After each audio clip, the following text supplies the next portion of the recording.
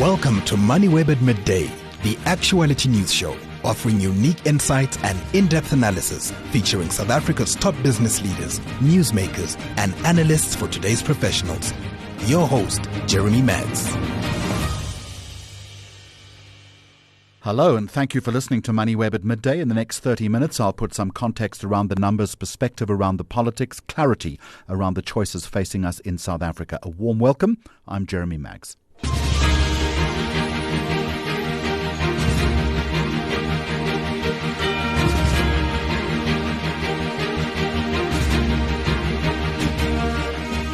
Coming up on the program today, illegal mining keeps claiming lives as abandoned shafts remain a deadly national blind spot.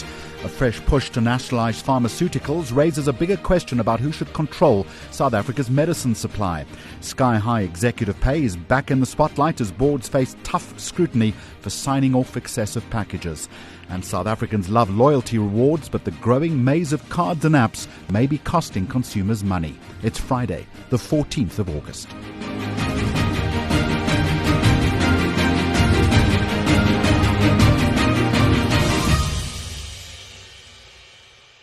14 suspected illegal miners have died and 8 others hospitalized after a rockfall at a disused mine near Rustenburg in the northwest, with police saying others may still be trapped. Now, the tragedy again raises the question of why dangerous, abandoned mining sites remain accessible and who should be responsible for making them safe. Someone who's applied his mind to that is David van Wyk, who's a mining analyst and researcher with the Benchmarks Foundation. David, welcome to you. What should have happened to this mine when it stopped operating to prevent a tragedy like this? What's the ideal or the recommended protocol here? Well, the ideal and recommended protocol is contained in various pieces of legislation in South Africa. The Constitution says that everyone has a right to a safe and healthy environment. So that should have been dealt with. The Minerals, Petroleum and Resource Development Act says that the holders of mining rights remain responsible for environmental management, social labor plans, and absolute site rehabilitation through application for an official closure certificate under Section 43 of the Act. Now, unfortunately, in South Africa, the legislation is there, but it's never applied and it's never actually regulated and implemented, because we are changing from large-scale industrial underground mining to surface mining now as the minerals become more and more depleted. Especially in that particular area, there are many shafts that are closing down and thousands of workers are losing their jobs. According to their social and labor plans, they should have been trained in portable skills that they could take to other parts of the economy, which they never were, even though tax deductions were made on the basis of money spent in the social and labor plans for labor education and training.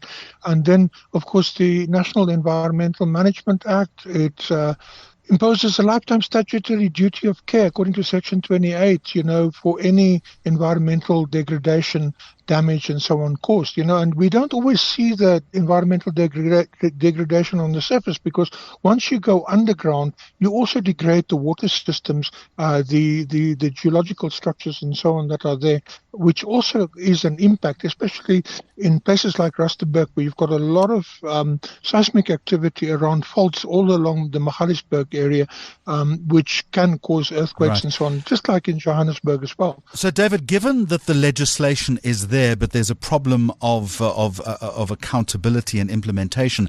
In this particular case, who should ultimately be accountable for making a disused mine safe? Is it the previous owner? Is it the current landowner? Or does the state have a responsibility in that respect? Well, it's the state and the previous owner or the owner. Owner should not be allowed to walk away from a mine. I have yet to see the government prosecuting a large-scale company for walking away from a mine. And I'll tell you what the problem is. From the first policy gap report that we published, and we've published 14 of them since then, it is a problem of the government not applying the law because there are politicians on the boards of companies. every minister of mining that there has been is currently on the board of a company. Bali Musa, I can name them all, are on the boards of various mining companies and so on. And they are, of course, the BEE shareholders. Now, I've got nothing against BEE. I think BEE is a good thing, but we've got 500,000 graduates in this country that could have been favored with BEE participation in the economy and in mining. Instead, politicians who know nothing about mining are the ones who are actually getting favored. There are lots of engineering, geology, and other students that I come across in the townships that are sitting unemployed, when in actual fact they could have made a major contribution by brought in to participate in mining through BEE structures and so on. So this is what is wrong. We've got the legislation, we've got the right policies. BEE is a correct policy, but it's wrongly applied. Just like our mining and environmental legislation is the correct legislation, but mining companies get away by giving favors to politicians in terms of shareholding and board membership and so on, and then they can take shortcuts. David, government currently, as I understand it, plans to rehabilitate, I think the figure is 9 mines and seal around 120 dangerous shafts. The timeline, 3 years. I would suggest to you that against the scale of the problem that you've outlined to me, that is just simply too slow, is it not? Too slow, and there's 6,000 of these shafts, and the capping of the shaft doesn't work because they put a cement slab over the top, which anyone who wants to sell scrap metal just simply breaks up the concrete, takes out the cement rods, the iron rods, and go and sell it to scrap metal dealers. And I can take you around Johannesburg, around Main Reef Road. How many of the shafts that they've already capped are actually open again because you can just simply go around it? You actually need to put a plug of 25 meters down the shaft so that no one can actually get around it. But that is not being done. The other problem is that old abandoned mines fill up with water because, it's dolomitic rock mostly. And then the water comes up to the surface that will push any plug or cap away in time. And the very plug or the cap also then causes springs to come up everywhere, and the springs are acidic and very often radioactive as well. If you go to the West Rand, I can take you to many parts in the West Rand where you can actually visually see these springs that have popped up as a result of the void filling up on the West Rand, also the central void and the eastern void. And of course, the acidic water eats the dolomitic rock below, and that causes sinkholes. If minerals can still be recovered economically, do you think there's an argument that some abandoned sites be formally reopened to regulated artisanal miners rather than left to the illegal operations as you've outlined to me? Well, I think it's a combination that should happen. I think the artisanal miners should be allowed in because there is still some gold in there. It's not viable for large-scale industrial mining with huge amounts of labor and so on, but at least some people can put some food on the table when they do that. So I think that is definitely a viable option, and it should be considered because there are many people in South Africa with high levels of unemployment and so on, who wish to go into artisanal mining. But also, I think the current legislation that the government is proposing, and that was put on the table 2 days ago, unfortunately is too bureaucratic and cumbersome for it to be actually applied to people who are semi-literate and sitting in townships unemployed and so on, wanting to do this work. Many of the former mine workers would like to do this work as well. The legislation also makes it illegal for foreign mine workers to be involved, and the apartheid history that we have, mostly migrant workers were foreign, and South Africans were excluded from mining, expected to work on the farms under apartheid instead. And so South Africans would benefit from an alliance with foreign mine workers, forming small cooperatives and businesses to actually get at these minerals. And just finally, it's beyond just the mining orbit itself. Many of these mines, we know, sit alongside communities where unemployment is extremely high. Is it possible, do you think, to solve illegal mining without creating bigger, more legitimate economic alternatives for people living around and beyond these sites? Well, you look at Belcom and you look at Jagersfontein in the Free State, for example. One produces diamonds not too far away from the other, which produces gold.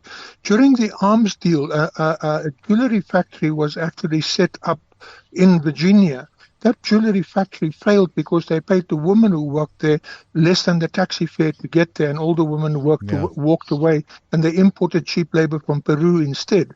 So that's just one of the scandals in the arms deal that never actually came to light, that should actually come to light. But that's what you should be doing. You should be creating things like jewelry factories, cutting and polishing shops and so on, and training local communities to do that. Because African people are generally very artistic and creative, and they would certainly make a great contribution to the global jewelry industry as well. David van Wyk, I'm going to leave it there. Thank you so much for sharing your thoughts with me, mining analyst, researcher at the Benchmarks Foundation. You're listening to Moneyweb at Midday. Now, a major union wants government to take direct control of pharmaceutical manufacturing in South Africa, arguing that essential medicines are simply too important to be driven by private profit. Giwusa says roughly 2,500 direct jobs and 9 manufacturing plants have been lost in the past 18 months and wants a publicly controlled pharmaceutical company producing essential drugs. It is a controversial proposal that is being tabled. I'm going to talk now to Mametlwe Sibey, who is president of the General Industries Workers Union of South Africa.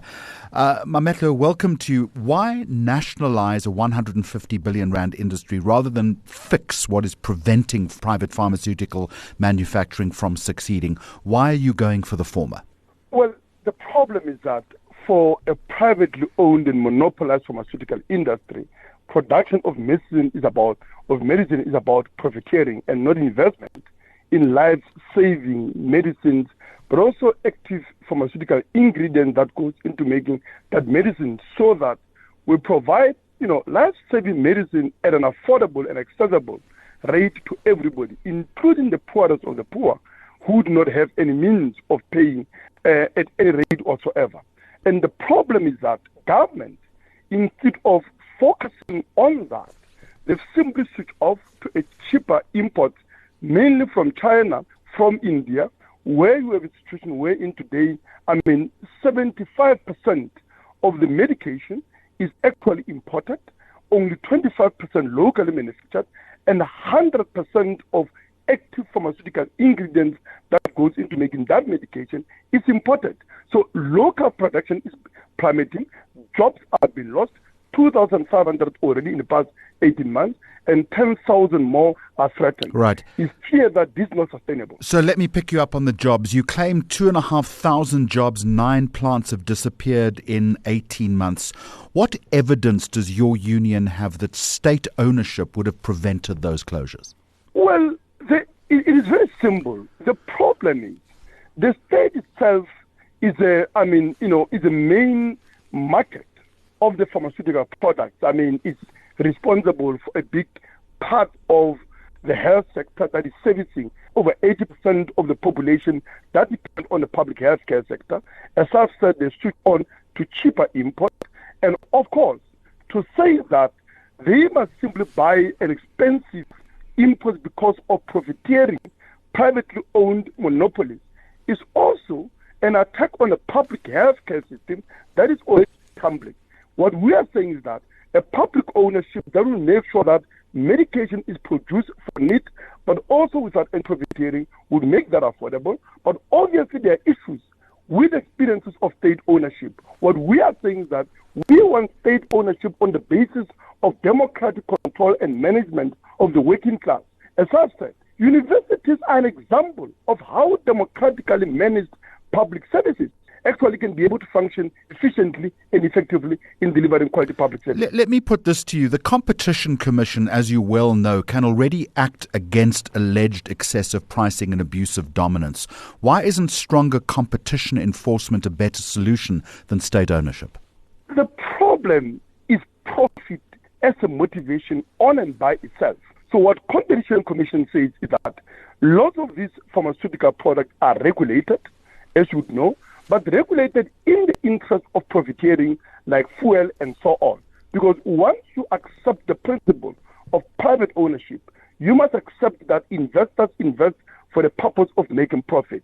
So we have, in this country, by the way, a lot of capacity, not only in terms of the technical manufacturing, but, the industrial capacity, the skills, as well as the research in universities and many institutes that can produce a lot of medication, not only the ones that we are currently using, but also many others that we are lacking for, the diseases that, are affecting the poor and are simply not profitable for the pharmaceutical industry invest on. I don't need to tell you that South Africa already struggles with the performance of several state-owned businesses. Why should taxpayers believe government would manufacture medicines more efficiently? We have absolutely no faith, Jeremy, on this government.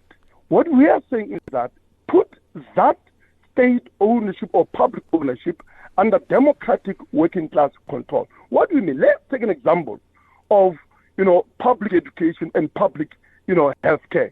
Public healthcare has been a disaster. There, the minister appoints the CEO, management, and that's the reason you have situations that you have in Tembisa where 2 billion was stolen in one hospital. Look at public education as an example. Higher education, you have councils that are made up of democratically elected representatives of students, of workers, of academics, of communities through local councils. Many of these universities are an envy of the world, and they've completely outcompeted the private sector and private education. Why? Because the ministers and the corrupt politicians are not responsible for the appointment of the management, but also where there's been insourcing, lots of this corrupting interest, private interests have been taken out of this public education, and this education system has been delivering miracles. So and that is the kind of model we're talking about here. So let me ask you this then. What exactly would you nationalize? Would it be every manufacturer? Would it be selected plants, or only the production of essential medicines? And who pays for those assets, and where does the money come from? Well, we want to nationalize, mainly the monopolies. I mean, the industry itself is monopolized.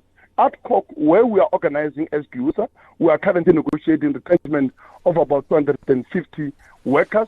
That will be one, alongside many other monopolies. The fact of the matter is, we want to mobilize the industrial manufacturing capacity that there is there, the skills of the workers that are currently being laid off, but also the research capacity that is in these institutions, in the universities, and across society, to make sure that we manufacture on the scale required to produce a life-saving medicines for all the people in this country. And indeed, of Southern Africa, because we have seen during COVID, we have had a situation wherein we relied on rich countries which were holding life-saving vaccines at a time at which our people were dying here because they prioritized themselves. I understand your argument. I understand your argument. You're still not telling me where the money comes from.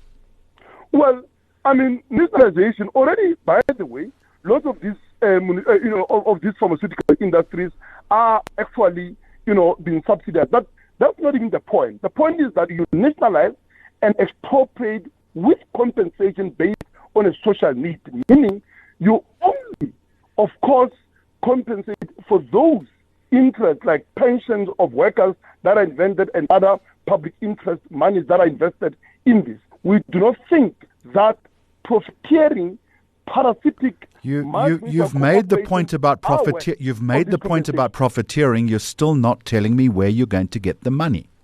To nationalize. No, nationalize it does mean the state expropriate. And how do you pay for compensation? Well, I'm saying that, there is money in government. You are able to raise that, and government can be able to raise that through increased taxation on big corporations, which they've been reducing their taxation. Under apartheid, it was over 50%. Today, it's down to 27%. We want them to be increasing that taxation to raise the money necessary to compensate only those interests and investments that are worth of course, compensation. We don't think we should be compensating everybody, including those multinational corporations that are responsible for the crisis that we're in today of unaffordable medication and the crisis that has destroyed this industry in the first place. There's no doubt it's a contentious issue. We look forward to getting the view from the pharmaceutical industry, and my thanks to Mametlwe Sibe, who is president of the General Industries Workers Union of South Africa. Is property making a comeback, or are investors walking into another trap? Join Moneyweb Deputy Editor Suren Naidu in conversation with Kundai Munzada from Sesfakile Capital and Ian Anderson from Merchant West Investments as they unpack whether property still deserves a place in your portfolio. Discover where the opportunities lie, the risks to watch, and how interest rates, valuations, and market demand are reshaping property investing. Tuesday, the 1st of September at the Sandton Convention Centre. Register for free using the promo code MONEYWEB. Visit moneyweb.co.za and secure your seat today. Moneyweb at midday for all your up-to-date stories. South African boards are facing much greater scrutiny over what they pay their top executives. New Companies Act provisions now require public and state-owned companies to put remuneration policies and annual remuneration reports to shareholder votes, while directors already have legal duties to act with care, skill, and in the company's best interests. But could directors themselves eventually face consequences for approving excessive or badly justified executive pay? I want to discuss that with Dr. Chris Blair. He's been on our program before, Group Director at the Remunerations Consultancy 21st Century. Chris, welcome back to the program. Can directors genuinely be held personally liable for approving excessive executive pay, or am I overstating what the Companies Act actually says? So Jeremy, you stated it very clearly in that what is the duty of directors, and that's to act in good faith and for a proper purpose, the best interests of the company, and with a degree of care, skill, and diligence. But what that means in terms of the Companies Act, in terms of S76, is that they obviously need to do that, but it's in relation to the knowledge and skills that they possess. So it's not a blanket thing if they approve either, say, a job grade for an executive which results in the wrong salary benchmark, or even just approve a salary benchmark that's incorrect. They're not falling foul if they are doing it in good faith with best interests and taking a degree of care, skill, and diligence. But they have to obviously have the what's the right word, the background to say that they did do that, and then they are not held personally liable. Where they are liable is where they just neglected the duties, and they cannot prove that they went through the process with their general knowledge and experience and just ignored taking good care. Chris, I want to come back to that word diligence that you've just used. The Act, as I understand it, requires directors to take reasonably diligent steps to understand what they are approving, all well and good. But could a board still hide behind, say, a remuneration consultant and say, well, that's what Chris told me, that's what the experts recommended? Yes, exactly. So as a director, and particularly on a board, they have the avenue to use consultants or specialized advice from wherever they get it. But that doesn't leave them not liable by not understanding it and not asking the right questions. So they need to come in, and particularly as 21st Century, as a consultant, I do a lot of executive evaluations, and I get cross-questioned to say, but why is it like that? What makes you get to that conclusion? And the director needs to, particularly the executive directors and non-exec directors, need to be au fait with their company environment, their industry, and all of their particular nuances, that they're the ones steeped in it, so they can ask the right questions. So they can't sort of just go, oh, well, Chris came in, gave us the grade of F1 for the CEO, and now it's on him because the CEO is actually only an E3. So how does a badly graded job ultimately translate into an inflated pay packet then? Yeah, so it can be inflated or deflated, Jeremy. Both are equally as bad, but for different reasons. So inflated, in the marketplace, particularly in South Africa, you run executive salary benchmarks against the grades. Typically, companies understand Patterson, which goes from E1 to F5, or even G1 and G2, which are global. And they establish for all the companies in South Africa that are willing to participate, this is the median pay for that grade. Now, if they call me in as an example and I say it's an F1, they're going to look up that salary survey and say we need to offer this CEO an F1 salary with the corresponding short-term incentive and long-term incentive. And if he's actually an E3, that will be hugely overstated. And where still the variable pay then gets ratcheted up because it's overstated and it's on a bigger base. So that's the one side, and then that ends up being a waste of company money, to be fair. Shareholder return. On the other side, let's say other way around, I said it was an E3 and it's actually an F1. They're probably going to get a CEO that's hadn't got the right set of skills to run a company that size, because normally the company, as the company gets bigger, then obviously the grading goes up. So then they'll struggle with the traction. They'll probably appoint the person without the right set of skills, and that's equally as bad. Chris, do you think that the gap between the highest and lowest paid employee should play a direct role in deciding what a chief executive earns, given this enormous wage inequality that exists in South Africa? Sure, Jeremy, that's a wonderful question to ask. So what the new Companies Act, the amendments, the Section 38 and 30B, try to do is to do tests against that, where the company shows what that variation is. Now, the variations alter by industry, they alter by many factors. So it's very difficult to say that's a good one and that's a bad one. Possibly the better question to say is, are we paying the executives at the right level for attraction and retention and performance in terms of shareholder value? And then the better question to ask is, can we pay a living wage to our low-level staff rather than focusing on this wage gap that exists? So that's, I know it's not answering your question exactly, but I feel a bit, I think the ratio itself is fine, but it's just an indicator, and the problem sits at the bottom of the organizations more than at the top. I'm not talking about there are CEOs who are totally overpaid, but most are not. They're paid for the actual job they do. Chris, just a final one, and briefly, I did reference in the introduction that I think from May this year, shareholders gaining stronger votes over remuneration policies and reports. Does that actually give shareholders real power, or can boards still largely ignore them?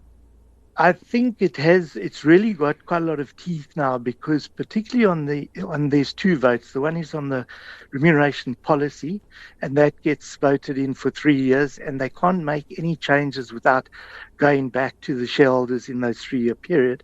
So that kind of protects the policy, assuming that the policy is a good policy and was voted in. The implementation report is how they implemented the policy and the actual numbers in looking backwards for each year. Now that's got real teeth, because I think we're virtually, I stand under correction, I think one of the only countries in the world that has got if there are two votes, so it's the two-strike rule. If there are two votes against the implementation policy, the actual RemCo has to stand down, and that obviously is quite a big step for shareholders to take. So they would have to think about it carefully, because it does cause disruption.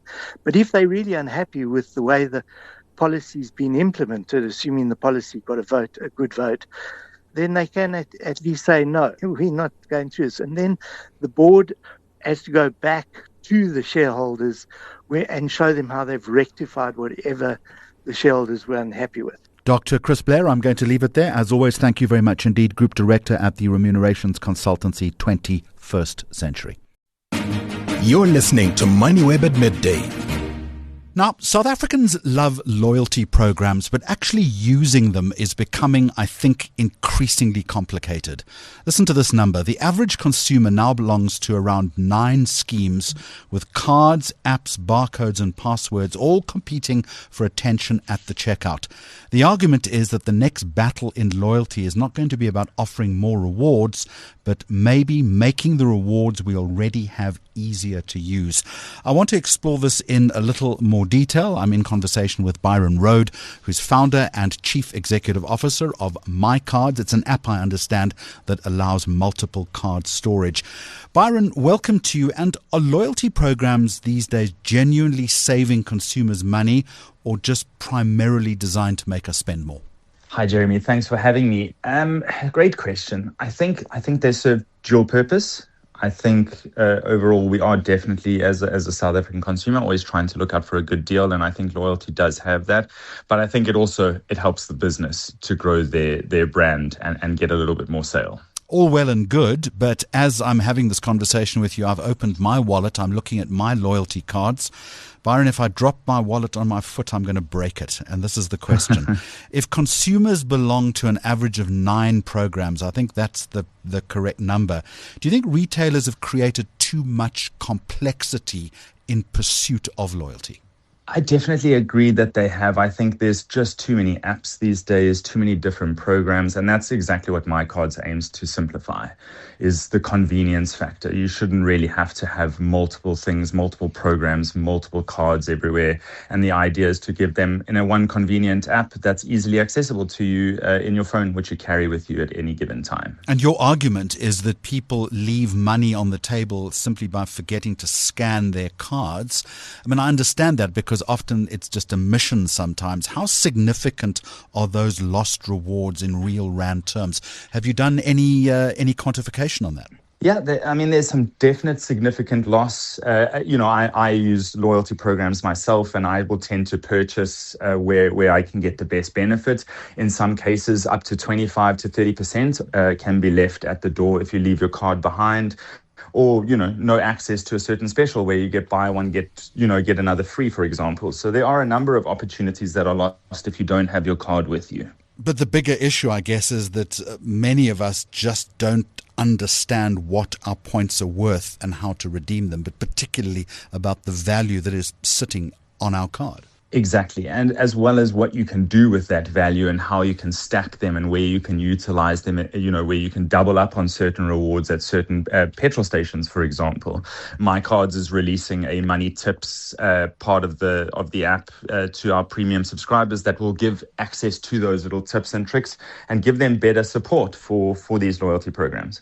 I want to come back to what your business offers in just a moment, but do you think loyalty programs deliberately make redemption complicated because unused points, and let's be honest here, ultimately benefit the retailer, right? Definitely. I definitely think there's a combination of it. In my experience and with our research that we've done along this, there are definite retailers that will make it more difficult, but we are seeing a push, within the industry where people are pushing to have them, retailers are asking for loyalty cards, your coffee stores, etc., which are promoting those things.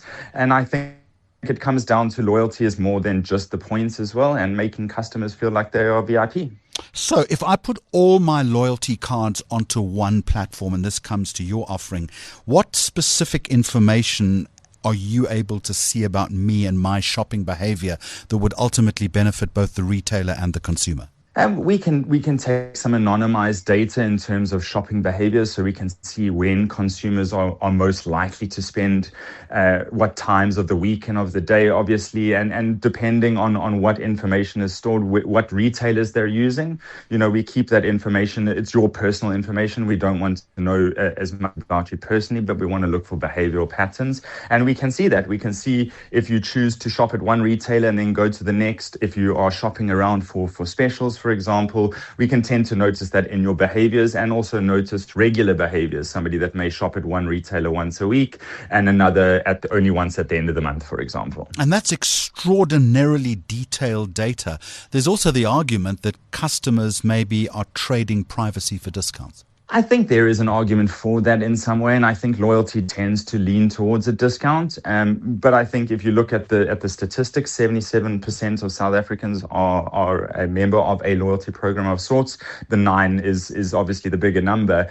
That number tends to show that consumers are willing to share that information. At least as much as they are, nowadays with privacy focus and location tracking, etc., being a little bit harder to get that information. So 77% of consumers allow programs to influence where they, for instance, buy groceries.